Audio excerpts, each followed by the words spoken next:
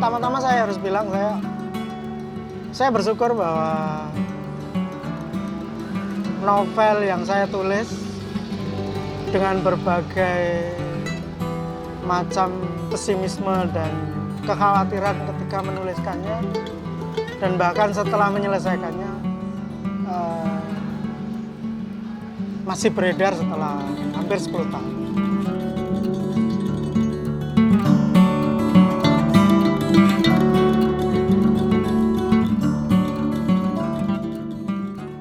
Bahwa bagaimanapun mungkin Kulit aku tulis dengan pertauran jauh lebih besar.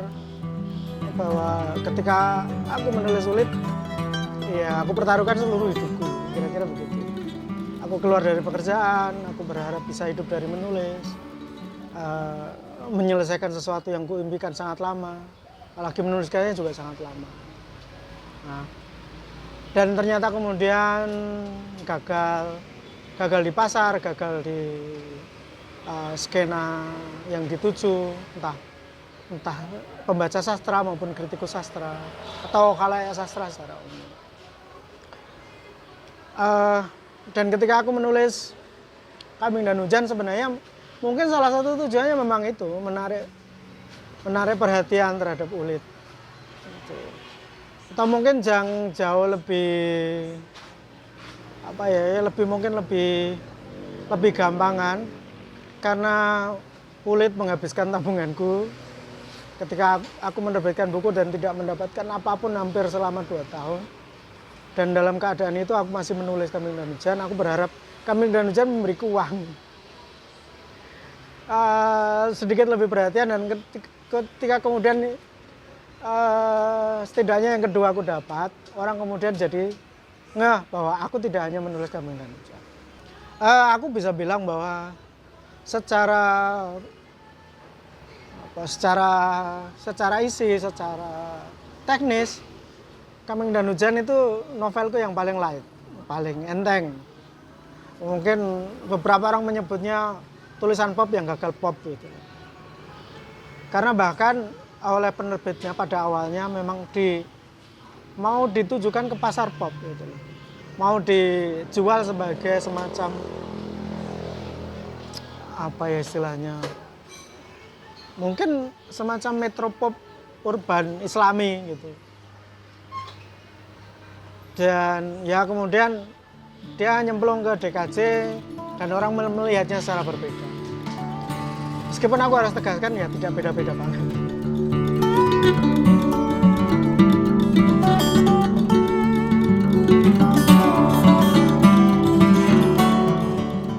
Aku menulis hal-hal yang dekat dengan yang aku pahami, yang aku kuasai. Itu aku berulang-ulang bilang gitu. Untuk semua hal yang ya terkait dengan karya-karya fiksi. Aku tidak mau terlalu jauh, tidak mengambil objek atau subjek yang jangkauannya jauh. Mungkin karena aku jenis penulis yang malas riset, tapi boleh juga karena aku merasa aku jauh lebih bisa bercerita tentang apa-apa yang aku kenal gitu. Jadi secara tidak kebetulan sebenarnya bahwa baik Kulit maupun Kambing dan Hujan, dan nanti bisa diteruskan ke Dawa atau mungkin sedikit Anwar Tohari, ya kira-kira mungkin secara lokasi ya kurang lebih mirip.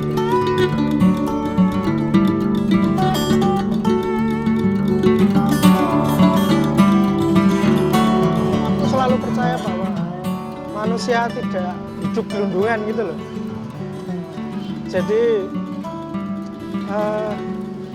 ya dia hidup dengan perangkat-perangkat kebudayaan dan sosial tertentu. Dia punya agama, dia punya kehidupan sosial, dia punya hobi, dia punya kesenangan terhadap sesuatu, dan itu tidak terbatas dengan musik. Musik menurutku mungkin lebih merepresentasikan lokasi tertentu juga. Kenapa musik India, kenapa ada qasidah, kenapa dangdut, baik di Kulit, di Kambing dan Hujan, ya itu akan membuat pembacaku yakin bahwa itu terjadi di sekitar sini gitu loh. Bahwa gini ya, Tip, aku selalu punya kecenderungan ingin meyakinkan pembaca bahwa ini kayaknya pernah terjadi gitu. Ini ada di satu tempat, di satu waktu, kepada 1-2 orang. Dan cara aku menghidupkan itu salah satunya dengan lagu gitu. Jadi lagu itu terkait dengan orang-orang yang menyukainya atau mendengarkannya. Lagu itu terkait dengan di mana masyarakat hidup dan berasosiasi dengannya gitu. Bahwa orang Jogja dengan gending, dengan uyon-uyon, orang Pantura dengan kasidah, dengan lagu Melayu, dengan dangdut. Dan dia bisa kita kita teruskan di tempat-tempat lain. Aku berharap efeknya ke sana dan aku merasa, aku pikir itu berhasil.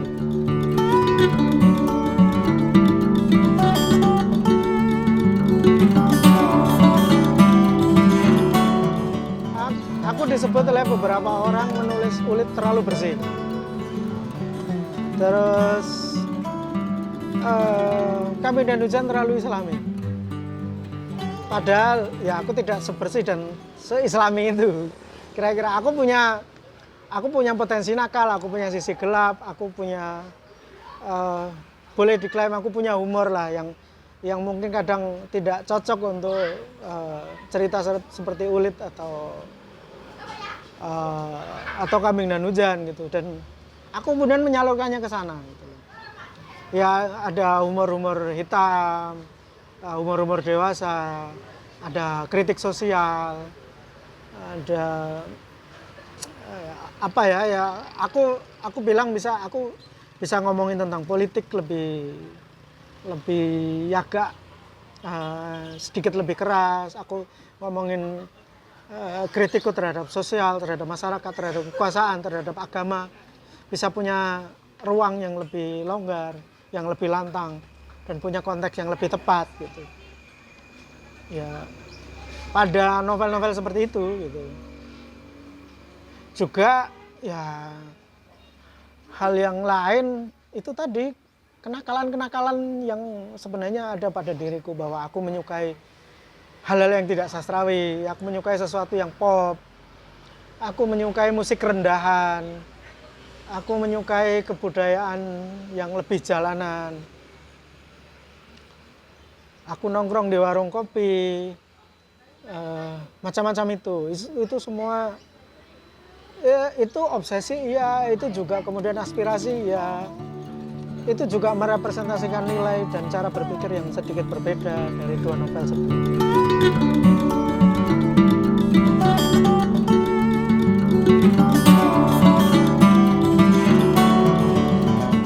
Barangkali karena memang aku bicara pada pembaca yang segmented, yang mungkin sangat sedikit itu, dan itu terjawab dengan angka penjualan buku.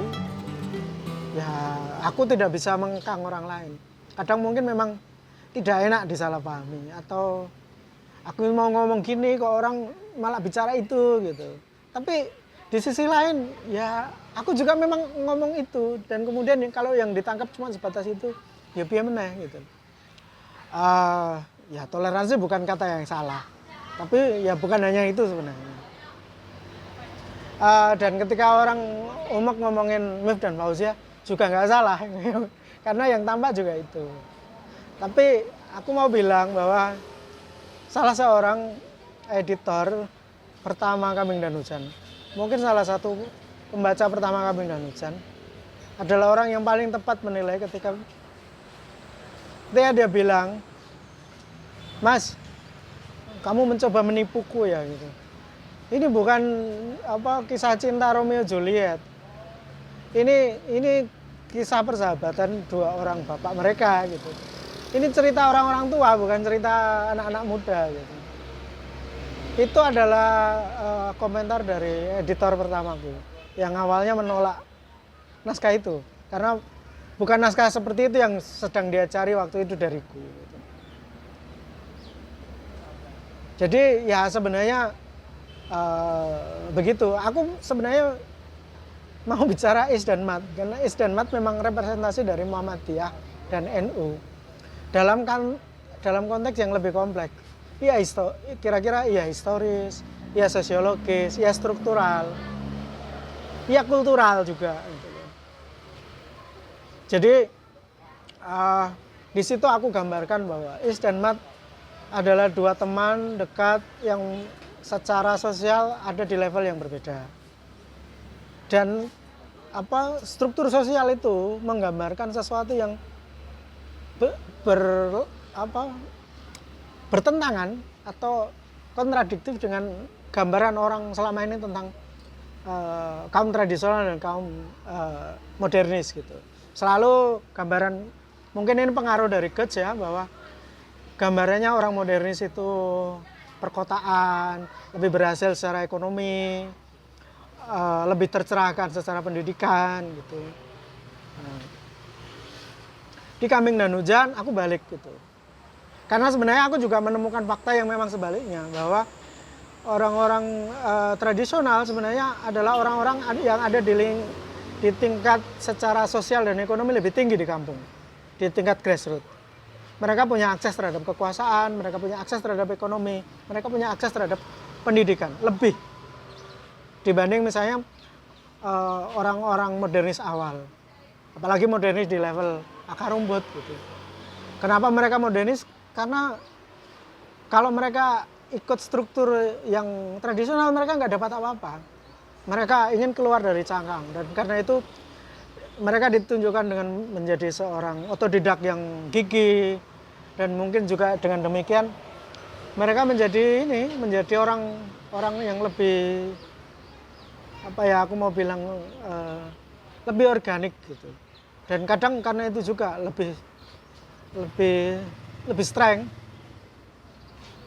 mereka melawan sesuatu gitu. Dan karena itu mungkin ketika kemudian mereka menjadi mapan, mereka jauh lebih bisa konservatif. Karena pada awalnya mereka kayak merengkuh itu dengan usaha yang jauh lebih keras dari counterpart mereka yang tradisional, yang misalnya masjid sudah ada, kedudukan di masyarakat lebih mudah didapat karena mereka punya koneksi entah lewat keluarga atau lewat klik-klik tradisional. Ya nggak tahu apakah itu tertangkap oleh ini. Tapi sebenarnya aku nggak begitu suka menjelaskan ini struktur novelku atau apa yang ingin kucapai dari cerita yang ingin kutulis gitu. Ya, dan itu bisa lebih banyak lagi. Sebenarnya aku juga ingin mengoplos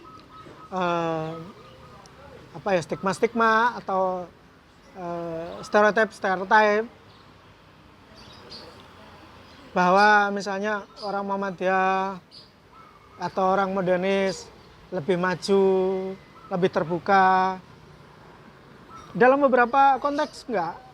Karena itu tadi, karena mereka strength gitu loh. Karena mereka berjuang dari sangat bawah, dari sangat kecil, dari terusir dari masjid, kemudian bikin masjid sendiri.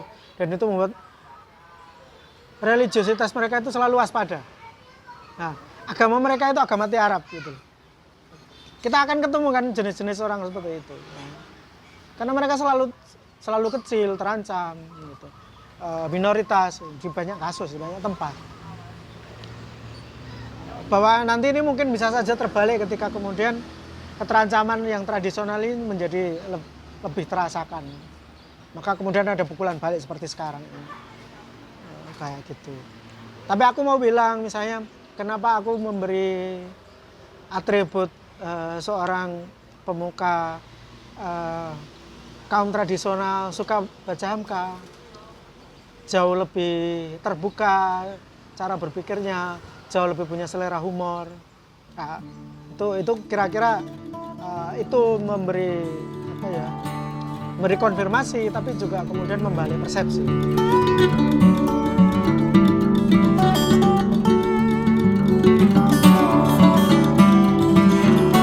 Ada lain yang mungkin agak sedikit mungkin kalau orang bilang nggak terlalu makbut gitu adalah aku memberi ending yang baik. bahkan terlalu manis untuk ukuranku gitu. Terutama karena aku memberi ending ulit yang seperti itu, yang hanya mensisakan sangat sedikit harapan bahwa ya hidup harus terus berlanjut, kira-kira begitu, dengan cara apapun, dengan upaya apapun. Di Dawo habis-habisan lah kira-kira, gelap seluruhnya. Hanya pertanyaan yang menggantung saja, gitu. Apakah Dawo masih hidup atau tidak gitu, atau siapa yang melakukan terhadap Dawo gitu. Dan macam-macam itu. Sementara di Kambing dan Hujan konklusinya terlalu clear gitu. Itu aja orang masih nanya apakah ada kelanjutannya. Aku bilang bahwa ya aku punya, bahwa bagaimanapun Eno dan Muhammadiyah bukan sesuatu yang fiksi, dia real gitu loh. Aku punya keterikatan dengan dua hal ini, baik sebagai pengalaman maupun sebagai sebagai pengetahuan lah gitu. Jadi sebagai pengalaman dia menjadi bagian dari hidupku, sebagai pengetahuan dia sangat dekat. Jadi kognisi tentang kedua hal ini tidak hanya dari buku gitu loh. Ya aku melihatnya dari sangat dekat gitu. Membuat simpulan-simpulan dari apa yang terjadi di depanku sepanjang aku tumbuh gitu. Jadi aku punya semacam tanggung jawab tertentu gitu. Nah, mungkin di sini kemudian orang membuat konklusi tentang toleransi. Ya bahwa beberapa dialog ya, mungkin agak bombastis ngomongin tentang perbedaannya nggak apa-apa gitu. Ya itu kan klise banget toh sebenarnya. Ya tapi oke lah gitu. Dan ya aku memang nggak bisa bikin ending yang buruk saat itu. Aku berharap ya Eno dan Muhammadiyah tetap ada. Dia katalis dari perkembangan masyarakat setidaknya yang kulihat. Dia punya sumbangsih yang luar biasa gitu loh. Baik ketika mereka sendirian maupun ketika bersaing gitu. Iya, Fastabiqul Khairat itu ketemu di sana gitu. Jadi sebenarnya ya nggak apa-apa, jalan bareng aja. Beda-beda punya letupan-letupan nggak apa-apa gitu. Yang penting ya nek jere lagu dangdut ya aja jotos-jotosan gitu. Aja sampe ngono lah ngono ya. Nek kalau pernah jotos-jotosan ya jangan diulangi gitu. Gak enak lah itu.